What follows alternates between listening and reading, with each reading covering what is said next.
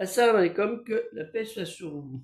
Le grand problème d'une grande partie de ceux qui ne sont pas obéissants dans un acte confiant, c'est-à-dire ceux qui ne sont pas musulmans, ceux qui ne croient pas en Dieu, on dit vulgairement musulmans, ne voulant rien entendre, rien comprendre, rien apprendre sur les fondements de la foi religieuse musulmane, l'islam, la croyance en un seul Dieu non engendré qui n'a pas engendré, qu'on le nomme les piliers de l'islam, l'arkan l'islam.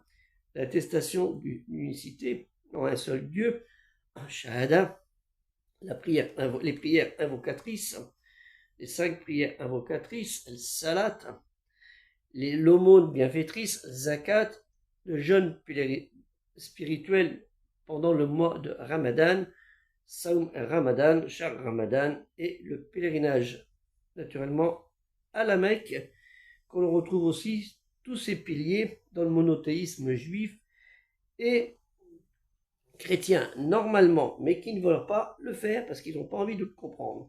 Peut-être aussi de peur de voir une vérité, al-haq, flagrante. Allah Ta'ala nous dit dans la sourate 2, Al-Baqarah, la vache, au verset 42, ne mêlez pas le faux à la vérité, ne cachez point la vérité alors que vous savez.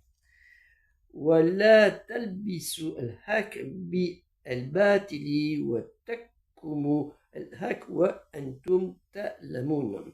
Le problème aussi est qu'une partie des obéissants en Dieu, les musulmans, trop enfermés dans leur intercommunauté, enfermés aussi dans des quartiers en ne voulant pas sortir et voir les autres et les refuser, voire les haïr, et parfois dans des comportements contraires à la foi religieuse. Avoir la haine sur les autres religions, c'est l'amour, le bien contre le mal.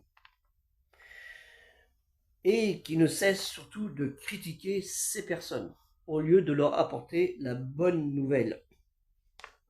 Et souvent par des propos d'horreur. La calomnie, comme j'ai fait dans cette vidéo de ces journées. La haine humaine dans les deux camps est propice naturellement.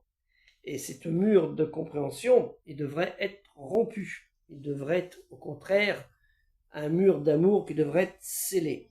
Et cela est bien dommage, car si nous, croyants musulmans, nous apportions la vérité al-haq auprès de ceux qui refusent de comprendre, il suffit de travailler avec pédagogie et pragmatisme, on y arriverait peut-être, Inch'Allah, et non pas de leur parler en leur crachant dessus. Que la paix soit sur vous.